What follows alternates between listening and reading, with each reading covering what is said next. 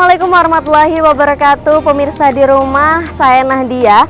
Nah, menjelang 1 abad NU, Nahdia bakal jalan-jalan mengajak pemirsa di rumah buat mengunjungi situs-situs ke-NU-an.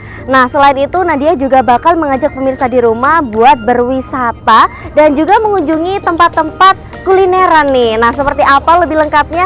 Jangan lupa ikutin Nahdia terus.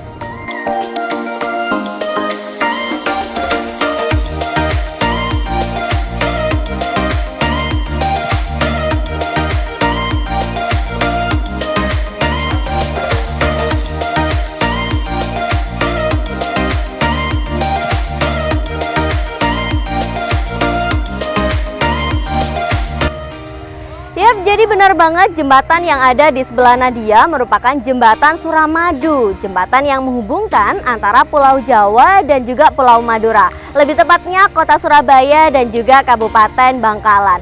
Nah, jadi buat pemirsa di rumah nggak perlu risau lagi, nggak perlu bingung lagi kalau mau ke Pulau Madura. Karena selain aksesnya bisa dari kapal, juga bisa melalui jembatan. Keren banget!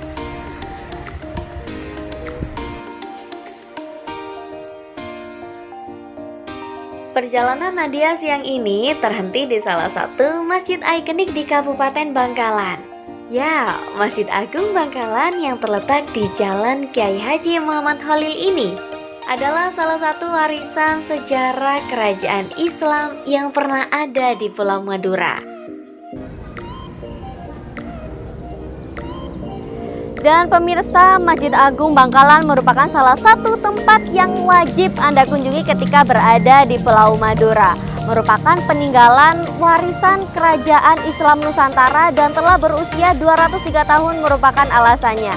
Dan di sini juga pemirsa Anda dapat mengunjungi Pesarean Sultan. Lebih lengkapnya langsung ikutin Nahdia. Masjid Agung Bangkalan ini dibangun pada tahun 1819 Masehi dan masih tergolong sebagai masjid tertua di Indonesia. Desain masjid ini mengadopsi gaya arsitektur tradisional Jawa, terlihat pada bagian kubah atau atapnya. Pada bagian dalam masjid, setidaknya ada 16 pilar penyangga yang terbuat dari kayu dengan ukiran menarik. Desain ukirannya memakai bentuk tumbuhan sulur yang disematkan di bawah penyangga. Dan pemirsa, meskipun masjid ini berdiri sejak 1819, tapi masih tetap berdiri dengan kokoh dan juga terurus dengan baik. Dan pemirsa, masjid ini juga masih atau dapat menampung 6.000 jamaah di dalam masjid dan di pelataran hingga 5.000 jamaah. Namun, yang perlu pemirsa tahu adalah pada tahun 1847 Masehi, Masjid Agung Bangkalan mulai mengalami perbaikan bangunan beberapa kali dengan tidak mengubah nuansa aslinya. Pada tahun 1950 Masehi, terjadi gempa bumi yang mengakibatkan masjid ini mengalami rusak berat, terutama bagian serambi, yang akhirnya dipugar oleh Bupati Cakraningrat.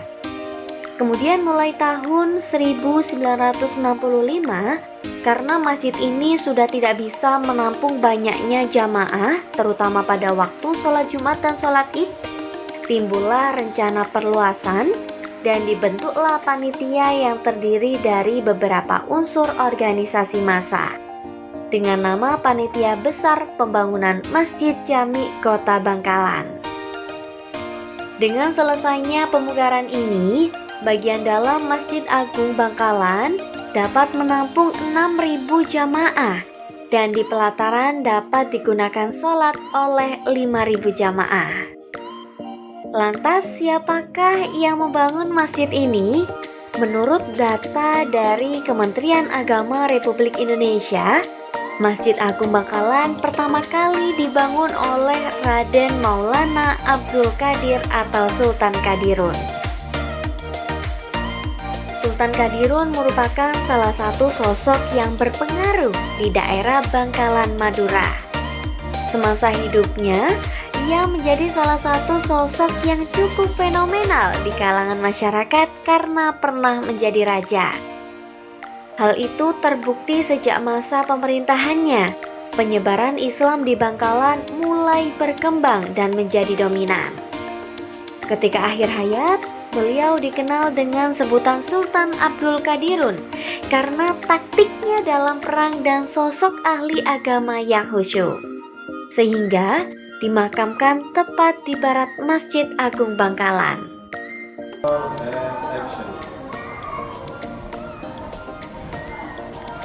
Dan pemirsa, tepatnya di belakang Masjid Agung Bangkalan terdapat pesarean makam Sultan keturunan dari Madura Barat. Dan saat ini di belakang saya terdapat makam juga dari Raden Abdul Qadirun selaku Sultan Cakra Adiningrat kedua. Dan saat ini saya ingin berziarah.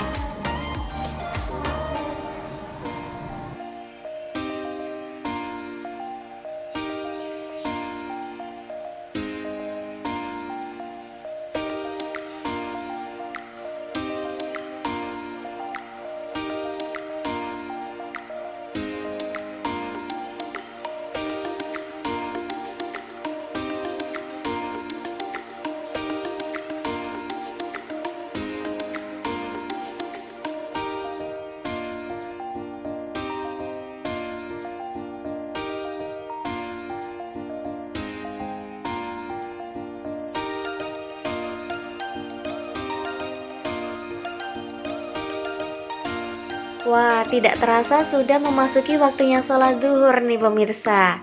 Nadia pamit sholat dulu ya.